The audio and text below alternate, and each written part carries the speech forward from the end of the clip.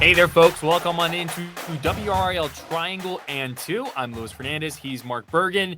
Today, we've got plenty for you. We're each going to argue which quarterback the Panthers should take with that number one pick. We're going to pick a guy and tell you why he's the best. We're going to talk a little bit of Canes, a little hockey on Triangle and Two with the series against the Islanders and the Stanley Cup Playoffs starting on Monday, the day we are recording this. And then we're going to talk a little bit of transfer portal as we're getting closer and closer to the end of that portal, the portal closing, if you will.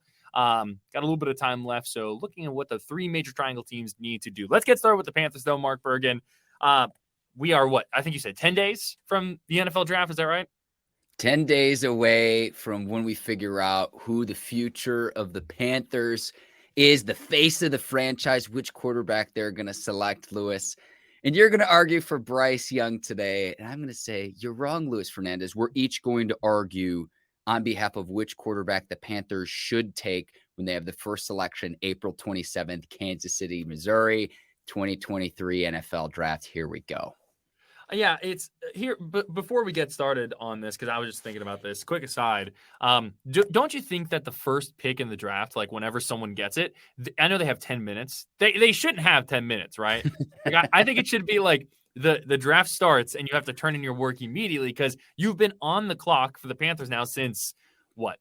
February, whenever I hear your complaint, Lewis, but remember the 1 year where like the Vikings didn't submit their pick on time? Could you imagine if that happened with the first overall pick and there was confusion there? Not that there should be, but wait until the very last minute. Maybe you get a King's ransom trade. I can't imagine the Panthers would trade this pick in any scenario, but wait until the very last moment just to make sure you've turned over all rocks. So that's okay. That's where I'm going to get started with this because I do think that some people have thrown out the notion that like the Panthers may are trying to put smoke screen out there, or trying to kind of who are we going to pick? Who are we going to pick? Smoke screen season, baby. Well, but here's the thing: why do they need to smoke screen? They have the number one pick. It doesn't matter. No one gets the pick in front of them. But I digress. I think that as we have seen the odds shift here over the past couple of weeks, we talked about it last week, especially, the Bryce Young has moved to the favorite for the number one pick in the NFL draft. Can I interject really quickly here? Sure. Anyone listening or watching this, we were recording this at noon Monday on April the 17th. So last week, I understand there were viewers watching. We can't always just put things out in real time immediately. Appreciate your patience and understanding. Having said that, and last week someone was like, oh, these guys have a Panthers show, yet they don't know who the odds-on favorite is. The odds can change in an instant in this industry. I want to put that caveat out there for anyone listening or watching, Lewis. Please continue. Okay, hold on. I'm going to pull this up right now. As of 12:32, that is what time it is right now, according to DraftKings. This is at 12:33, excuse me. Bryce Young is sitting at minus 450 for the number one pick in the draft for the DraftKings board. The very next player is CJ Stroud at plus 320. The lines can change, of course, but the fact that we're in this position at all when CJ Stroud seemed like the odds-on favorite for so long, I think is a little bit wild. So, Bryce Young, I do not think this is a smokescreen. I think the Panthers are genuinely going to draft Bryce Young, and I will go ahead and make my case. I ask, I will put my evidence out there. I wish I knew more law and courtroom verbiage to say, but it's been a while since I watched Law and Order. And Mark, please feel free to interject if there's something I say here that you think is bad and you want to really point out.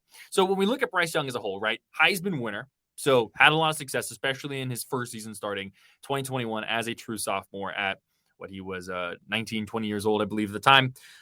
Over his 2 seasons, 65% completion percentage. He threw 8,200 yards, 79 touchdowns, only 12 interceptions. So boom, there you go. That's just the very raw basics of it. Of course, the stats don't tell the entire picture. When you go back and you watch the film, he is someone who is very dynamic. He is a playmaker, something that you can't teach, which I think is going to be my main argument here for why Bryce Young needs to be picked number one overall. The traits that Bryce Young shows cannot be taught. It cannot be taught. His playmaking ability, his ability to read defenses and get rid of the ball, His ability to move in the pocket, step up into the pocket, constantly be looking downfield. He has great ball placement. It goes where in the best place for his wide receivers to make a move on the ball. One thing that was thrown out there recently is the S2 scores. Now, this is something that the NFL is starting almost like if for those who are listening or watching, if you remember the Wonderlic, right? How a bit of a flawed test. Intelligence, I guess, is kind of what it taught. But hang on, Lewis. That mattered though for the quarterback position, because go back and look at the quarterbacks that won a Super Bowl, the quarterbacks that are Super Bowl winners in the modern era. In the 50-question Wonderlic test, you had to get a 25 or above. I'm not saying there's a causation, but I'm all for correlations in trying to determine how quarterbacks succeed in this league. Go ahead. But here's the thing. Here's the thing with the S2 score, which is something that people are leaning on a lot more in the NFL circles. It highlights and focuses on scoring and grading how quickly you're able to process information, which is the most important element of playing quarterback. I will argue. Throwing the ball. Oh, duh. Okay, throwing the ball. Yeah. But besides that, it's how quickly you can process information and how quickly you can get rid of the ball. I think you have two types of quarterbacks out there. You have the, ridiculous playmakers like the Patrick Mahomes, the Josh Allens, who are a one-man wrecking crew, a kaiju, if you will, the Godzillas, the Mothras of the world. But you also then you have the point guard-like quarterbacks, the ones that get the ball out quickly, get it moving, and that's where Bryce Young, I think, falls into effect. When you look at his S2 score, according to what has been said, Daniel Jeremiah, I think, was the one who put it out there a few weeks back. He scored in the high 90s out of 1 to 100. And when you look at the quarterbacks that score in like the mid 90s, they are Joe Burrow, Patrick Mahomes, Josh Allen, like these high caliber quarterbacks who right now we would say are top 5 in the NFL. They are the ones that are scoring in the mid 90s with this S2 score. And the fact that Bryce Young is comparable, if not better, I think that goes a very long way. I think it's one thing too, and I'll kind of wrap a bow on this for now, and then we can move on to your side and come back here. With Bryce Young, really, I almost cheated in the sense, I feel like. We've talked about it before with CJ Stroud, actually, but Josh Norris and Josh McCown had a show of Underdog Football called Scheme. And they had a 25-minute video breaking down Bryce Young from Josh McCown's perspective. Remember, Josh McCown is the quarterback's coach of the Carolina Panthers. And he just praised the playmaking ability, the fact that Bryce Young could do things that you could not teach. I think that raises the ceiling of a quarterback prospect. And if you're going to trade up and go get the number 1 pick, do you want to go with someone who is safe? Or do you want to go with someone, do you want to swing for the fences? And I think swinging for the fences in this case is getting Bryce Young. I think that the word you're looking for, Lewis, is the poise. The poise, yes. Yes. That's what I've heard with Bryce Young. And it's funny, too, because he didn't have the playmakers in 2022 that he had during his 2021 season when he won the Heisman. But I still think Alabama had a pretty good offensive line. Like they've got 4 and 5 starters. No, they didn't. No, they didn't. No, their offensive recruits. Compared to the caliber of recruits that other schools get, I understand that. Oh, it wasn't great this past season. Come on, Alabama compared to other schools in the SEC, let alone the other Power 5. I don't buy it, Lewis. We're not comparing to other schools. We're comparing specifically to the quarterbacks that could go with that number 1 overall pick. And so their offensive line, because you brought it up, sacks I do not think are the greatest measurement of an offensive line's ability. Sometimes sacks are on the quarterback, but they were they were just outside the top 50 in sack rate in both seasons with Bryce Young as the starting quarterback. He got mauled a few times. The Auburn game, his Heisman season, they gave up 7 sacks. And that was when he had his Heisman moment and led them down the field to score a touchdown. Like it was like 90-some-odd yard drive to get to Alabama to overtime in the Iron Bowl. So compare that to CJ Stroud, who has 2 starting tackles who might go in the first round. Just saying. And look, the Panthers are saying we got Ike Ekwonu and 4 other bodyguards in front of Bryce Young to keep him upright if he is indeed the pick, because he is now a heavy favorite to be the Panthers' first overall pick at minus 450, Lewis. For any listeners, viewers, doesn't know what that means. You got to put 450 buckaroos down to win 100 back for a $550 net payout. So he is a heavy, heavy favorite to go number one now. Obviously, that can change between now and April 27th. But what happens where, okay, we talk about Russell Wilson and we talk about Drew Brees.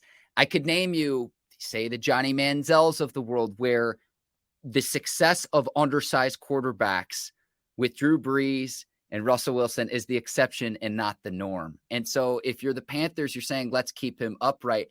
Frank Wright in 17 years hasn't coached a quarterback who's 6'2", who's shorter than 6'2". There aren't that many quarterbacks that are below 200 pounds, and he's at 204 listed at the combine. I don't know if I really believe that, Lewis. I don't know if I believe that for a second. He's not going to play a 204. So what is the trajectory? What does previous history show you with previous prospects of to keep quarterback not just healthy, but to have success in this league? And that's why I think CJ Stroud is the more sure thing. Yeah, you play with talented players. You mentioned Joe Burrow. Joe Burrow is playing with Justin Jefferson and Jamar Chase, lighting up the scoreboard. They had one of the best seasons in all of 2019 to say, oh, well, in college, he's playing with more talented players, especially compared to the other competition. I don't buy that argument for a second. CJ Stroud's not Joe Burrow, though, to be fair. But okay, no, continue, please. Tell me why CJ Stroud. There are it's the things size and speed, and it's the puck, and it's the arm strength. It's your prototypical passer of, okay, you mentioned Joe Burrow and Mahomes. What are they, 6'4", 6'5" in this league? We've seen that have success in the league. Show me other quarterbacks. Okay, Russell Wilson's thick, so let's throw that out immediately. Different build. Yes, he's shorter, but is a lot thicker than Bryce Young is going to be. Drew Brees, it was the accuracy. It was the placement. He had the offensive genius of Sean Payton. And those are two examples. And Lewis, we were talking before the show. You've got some data of there aren't that many young, undersized quarterbacks that have achieved success at the highest level in the NFL. You can't deny that. Ben Solak, with the Ringer, I think I'm saying his last name correctly. He did a great article right before the combine, kind of breaking down the size argument behind Bryce Young. So since 1970, 172 quarterbacks have started at least 50 games in the NFL. Only 11 was 6 foot or shorter. Quarterbacks drafted since 1970, just 30 of 522 quarterbacks selected have been 6 foot or shorter. First 3 rounds, there were 241 quarterbacks selected since 1970. Only 7 were 6 foot or shorter. 127 quarterbacks since 1970 have been selected in the first round. Only 3 were 6 foot or shorter. And they were Michael Vick, Kyler Murray, and Johnny Manziel. And then when you look on the weight side of things, since 1970, only 8 quarterbacks have been drafted at 200 pounds or under. Pat White was the only one to go before the 6th round. And so while Bryce Young may technically weigh, according to the NFL Combine, 204 pounds, 205 pounds, that is not going to be his playing weight. Unless he bulks up a little bit, which he still could. He's only 21, turns 22 this July, so he still could. But I understand the size argument of things. But I think when part of it is when you have to look at the actual quarterbacks that were that size and were drafted. So you have 2 kind of camps, right? You have the running quarterback, someone like a Michael Vick or a Kyler Murray, who has just incredible athleticism. Watching Kyler Murray, Michael Vick is Michael Vick. Watching Kyler Murray for the first time at Oklahoma, I think it was the Army game was the first game he started. It legitimately looked like he was moving in fast forward. That's just how fast he moves, how his legs move. And then you have Drew Brees, obviously, who also was a lot shorter in height. And he's just, incredibly accurate. But I don't think that there has been a quarterback of Bryce Young's size that has had the mental part of the game down pat so well.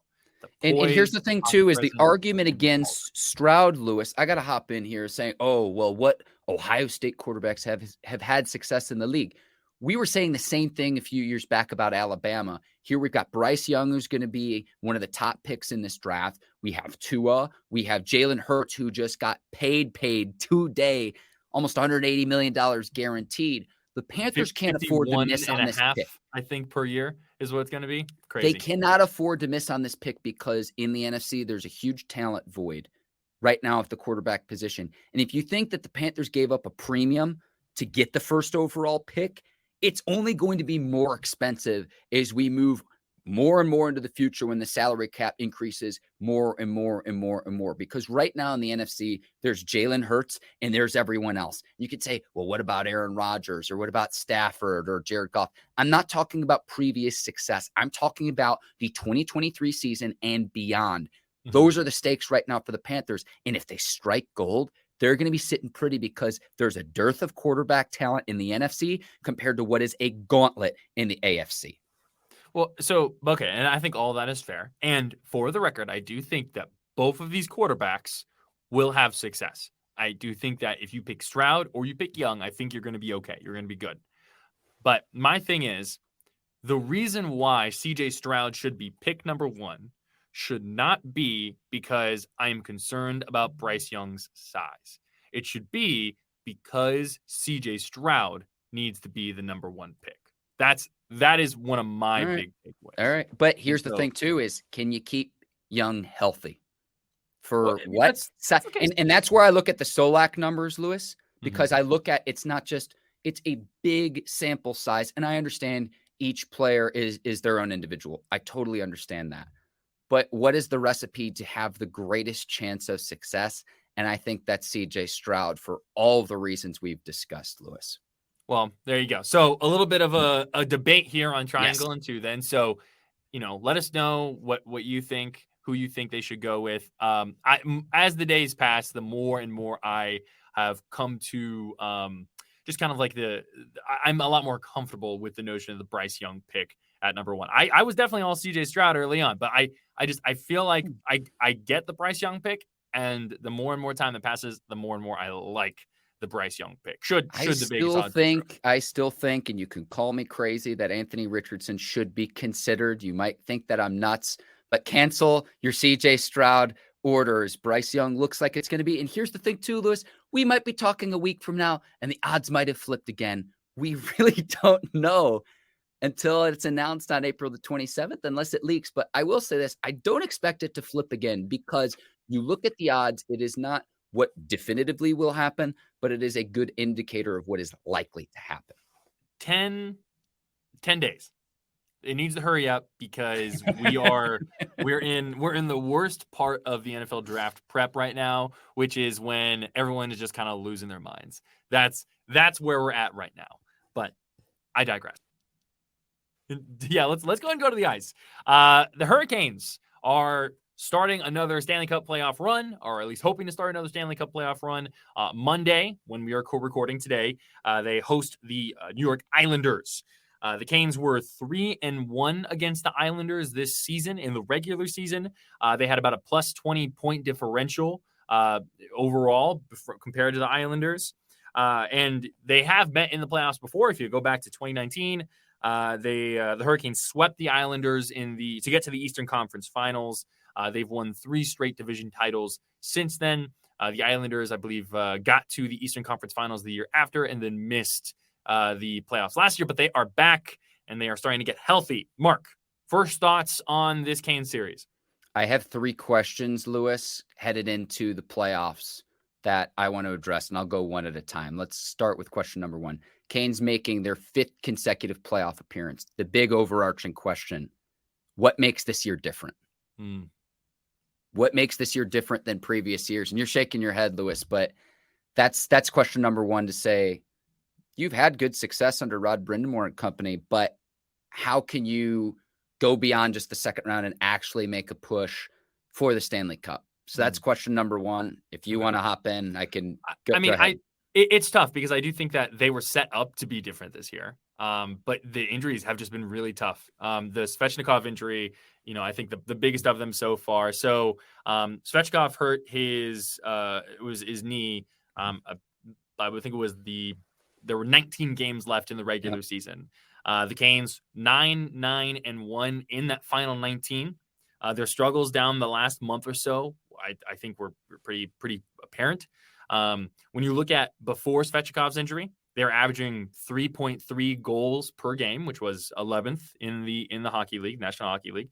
And they were, the big one for me is the power play, obviously 21.7% on power play before the injury as well. So the Canes, it's capitalizing on the power play, capitalizing those opportunities. That's what they've needed come playoff time. That, by the way, was 15th in the NHL. Since then, since the injury, so in that final 19 games, 2.72 goals per game, which was 26th in the NHL, and 10.9% on the power play, which was 31st.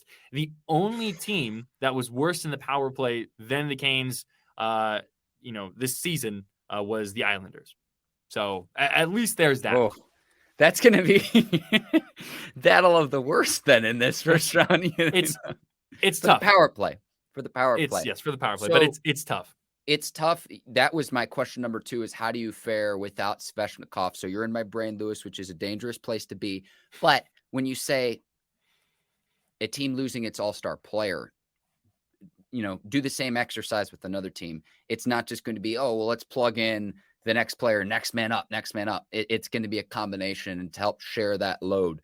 But show me another team that loses its all-star and how do they cope? So you're in my brain with question number 2, and you did a great job explaining the repercussions of how the Canes have fared without Svechnikov. Now, question number 3 is, can a goalie get hot? Because if you want to go on a deep playoff push, if you want to go on a Stanley Cup run, you've got to have a goalie who can get hot. And I'll make the analogy of standing on your head to where your goalie can bail you out and win a game or two, which can swing a series in the playoffs. Can one of the Canes goalies get hot, depending on who they decide to go with? So when I look at the series against the Islanders, I mean, it's tough because the Canes have definitely limped into the playoffs a little bit here. They took them down to the very last game to win the Metro outright. And fortunately, that was the biggest thing. The Canes' biggest win for the playoffs came before the playoffs even began. The fact that they could play the Islanders instead of having to play the Rangers. And so now you have the Devils and the Rangers battling it out. And then the Canes, should they beat the Islanders in the series, would go on to play the winner of that one. So, I mean, that's the biggest win of the playoffs before you even get started. The Islanders intrigue me so much because of the fact that they're going to be getting Matt Barzal back. He had a lower body injury. It was about mid-February. He's been out since then. And he was second, I think, in the lower body That's injury. What I'm laughing at. Yeah. Okay. But he finished second in points for the Rangers, for the Islanders. And that was in playing only 58 games. He had 51 points, 14 goals, and 37 assists. Now he's back. The Islanders did play well without him. They were 14-7-2 without him. But it's what does that do now overall? Because they have the goaltending ability. Ilya Sorokin. I'm going to butcher his name. I am so sorry. No, it's okay. Sorokin. Listen, Sorokin. Help us out and have mercy in the comments is what please. I would say. But I was laughing about the lower body injury, Lewis. I'm sorry. I don't mean to derail your point, but it can be anything from a bruise to a season-ending knee injury. So it can it can vary wildly. He was supposed to be week to week, and then they ended up sitting in for an extended period of time, and now he's back. But Sorokin has been fantastic. He's had 1,698 shots saved. He's at a 924 save percentage. He played in, I think it was 62 games, started 60, I want to say 31, 22 and 7 record. So it's going to be tough. They're going to have to score, in their standard sets. And that's going to be key. Capitalize. It feels like a broken record when it comes to the Canes, but they're going to have to capitalize on the power play. That's what it's going to have to be if they want to have any success this postseason. Because if you're able to get past the Islanders, then you're going to have to probably face the Rangers or the Devils, who have been very hot, both teams. Rangers more so, but I don't know. And then too, I think part of it is the Islanders traded for what's his name, Bo Horvat back, or I think it was end of January, and he hasn't been as phenomenal as he was with the Canucks. He had 31 goals in 49 games with the Canucks. And then when they traded him, he's had 30 games since he got traded to the Islanders. He's only scored 7 goals, but he had 3 goals when him and Barzal were playing at the same time in those 7 games. So my question is, like, I feel like I have more questions with the Islanders than I do with the Canes in this series. I feel like I know what I'm going to be getting with the Canes. It's just a matter of what are the Islanders going to bring? Are they going to have a juiced offense now that Barzal is coming back? I don't know. It's going to be intriguing. I think that's all fair, Lewis, especially considering you got home ice advantage. PNC Arena tonight. Game 2 will be on Wednesday. Canes in tonight's game, as of we're recording right now, a 1.5 favorite tonight. So you hope you take care of business in game 1, best of 7 series. And that home ice advantage, I think, is really important as the 2 seed as well. Get the fans going nuts in Raleigh. Lewis, it's just it's a great place we're due. It's 5 straight years now. It's like, let's get this done. It's gonna be interesting. I think the big question is, can you play great defense, and can you just find ways to score? They had the Canes had there's another note here. I took a bunch of notes. The Canes had 59 goals from defensemen this season, which is most in the NHL. And this is part of the reason why you get Brent Burns in the offseason. Someone who's experienced, someone who knows how to ride this out, and can score from his perspective. So that's, to me, that's going to be big. Can the Canes finally kind of seize the moment here in the playoffs? The injuries are so tough, but I mean, it's a long season, and a lot of teams are dealing with injuries as well. Most goals from defensemen: Sebastian Aho, 36 goals, 31 assists, and Martin Necas, I think I'm saying that correctly. Thank you. Necas. 28 goals, 43 assists as well. So to piggyback off Martin Necas is an engine. It's going to be interesting. It's going to be interesting. We'll see how it all unfolds. By the time you're listening to this, you'll probably be in the middle of game 1, if not past game 1. So we'll see how it starts. Let's go from the ice to the hardwood, Lewis, and close this baby out. All right. So transfers. The transfer season continues for all the teams involved. We're kind of reaching about like the halfway point of the transfer season. It's a marathon, not a sprint when it comes to transfers. We see a lot of people enter the portal. We see a lot of people try and figure out what they're going to want to do. And now we're getting to the point where people have to start making decisions about where they're going to end up, where they're going to play. So let's go over the 3 triangle teams and see what we want for the triangle teams, what we need them to finish with. Because everyone's made some moves. Now it's going to be about, okay, what is there left to do? We'll start with UNC because I think UNC has had the most attention to it regarding the transfer portal, mostly because people were leaving in the transfer portal. But they brought in 2 guys, Paxton Wojcik from Brown, the guard, and Jalen Withers, the forward from Louisville. Okay, so you've got the 2 of them coming in. There still seems to be a pretty glaring hole on the roster. Mark, what is it? Shooting. I mean, this past season, you needed the outside shooting, and we've talked about this on previous episodes. Can those players fill that void? You know what you got in RJ Davis and Armando Bacot, but can you surround them with other players that, when they're open, can hit outside shots? And that was, the name of the game is basketball. It sounds easy, but the floor spacing was a big concern because you didn't have that component that Brady Manick brought to the table when you went on the title run. Can you improve the outside shooting? Now, Lewis, what I was going to ask you is it Withers? Which player are you most excited for to see in a North Carolina uniform that's going to be new to this roster in the 2023-2024 season?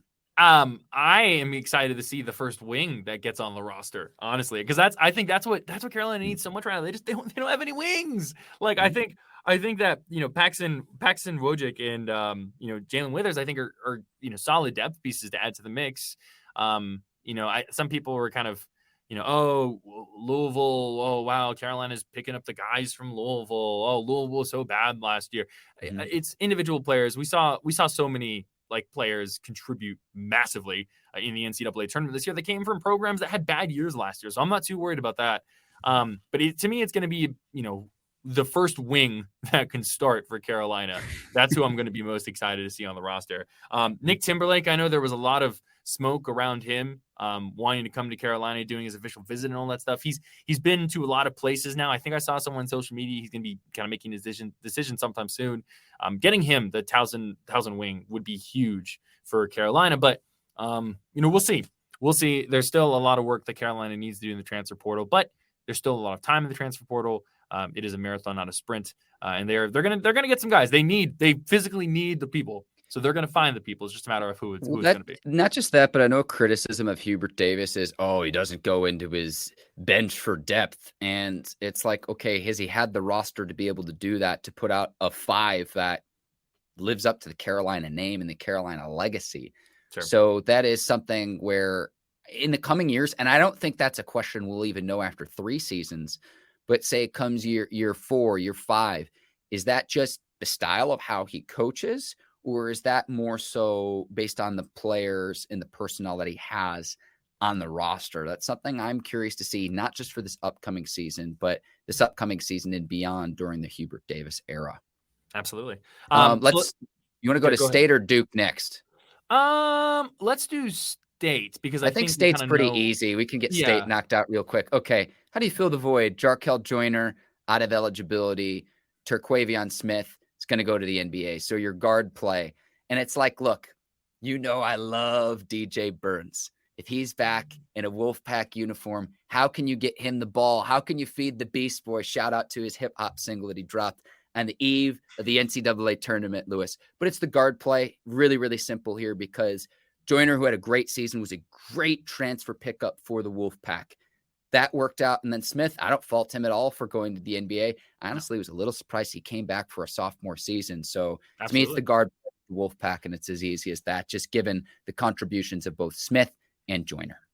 Yeah, they've added Jaden Taylor from Butler and DJ Horn from Arizona State. Both guys who, combo. Jaden Taylor, I believe, is a combo guard. DJ Horn, a guard. And so both average around 12 points per game. So I think that, that's great. Now, do you want to continue to add that? I think of the 3 teams in the triangle, State far and away has had the most success with the transfer portal. When you look at someone like DJ Burns, when you look at Jarkel, what Jarkel Joyner did last year, if the pitch writes itself to anyone who, wants to come and play for State, or anyone they're trying to recruit, it's, hey, look what Jarkel Joyner did. If you're a guard, come do that. Come do what he did. Obviously, Jarkel Joyner is very talented and continues to have a lot of success as he makes his way towards the NBA. But that's going to be really interesting to me. Guards, just get someone in there who can facilitate that fast moving offense and put up points. That's their biggest loss right now, is those points. So we'll see how that goes. Now, turning to Duke. Duke's an interesting case, because last year it was Carolina that seemed to be bringing everyone back, and now it's Duke that's bringing everyone back, or almost everyone back. You lose Dariq Whitehead. You lose Derek Lively. There's a lot of talent there. Derek Lively's contribution defensively is obviously very tough, but you're bringing so many other people back. The Proctors, the Mark Mitchells, the Kyle Filipowskis. Like you have a lot of talent that's coming back. What are your thoughts, Mark? What do you want to see from Duke? Well, remember, Roach as well is going to test the NBA waters. He could be back, though, so he's going to see how he fares with his NBA, how he projects in the NBA. That, to me, is a big key, because if you have veteran guard play, especially come March, that is really, really important. So the big question for me is, okay, is Roach coming back for 2023, 2024 or not? That's number one. But I look at the recruiting class, number 2 in the country: Sean Stewart, Jarrett McCain, Caleb Foster, TJ Power. Welcome to Durham, folks. The number 2 recruiting class in the country. Blue Bloods, they don't rebuild, they reload. So even if Duke does lose Roach, they lose Whitehead, and they lose Derek Lively, I think they're going to be okay. I think it's going to be okay in the John Shire era. And I would say the same thing to Tar Heels fans. Be patient, because not this offseason, next offseason, the Tar Heels have a loaded class of their own. So you got to be patient. You can't win the title every single year, even though you want to. But I think Duke's going to be just fine, especially considering the recruits that they have coming in. Yeah, it's going to be interesting, because I think that it feels like Duke's identity might shift a little bit as well, because you're bringing back some younger players who are going into the sophomore year now and will continue to get comfortable and advance and grow. Proctor really came on towards the second half of last year. Kyle Filipowski obviously was very talented. Getting him back is going to be huge for Duke.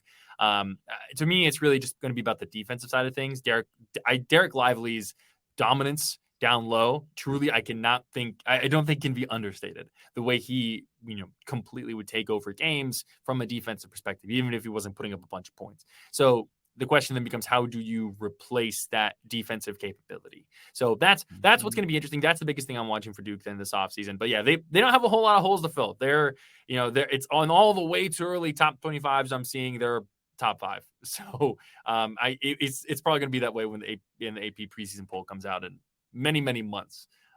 But yeah, we'll keep an eye out as the transfer portal continues to close, as we continue the countdown to the NFL draft, and as the Hurricanes playoff run gets underway. I do want to give a shout out to Brian Murphy with WRAL Sports. If you're confused on any of these transfers of who's coming, who's leaving, on WRALSportsFan.com, he put together a team by team. It's all in one story of all the transfers, NC State, Duke, and North Carolina. So if you're confused about, I thought this player was staying, I thought this player was going, check that out. It's all in one place. Very, very easy to figure out. And he put it in chronological order too, Lewis.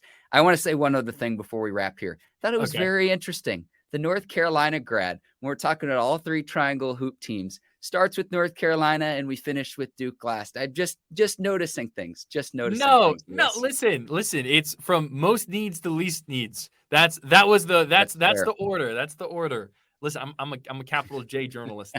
Capital J. Shout out to UNC's. Lewis, you're the best, man. You too, Mark. Thank you all so much for watching. You can catch us anywhere you listen to your podcasts. So new episodes come out Monday at 5:00. You can also watch us on the 99.9 YouTube page, and you also on WRALSportsFan.com. Thank you all so much. We will see you next week as we get ready for the NFL draft. Bye, everyone.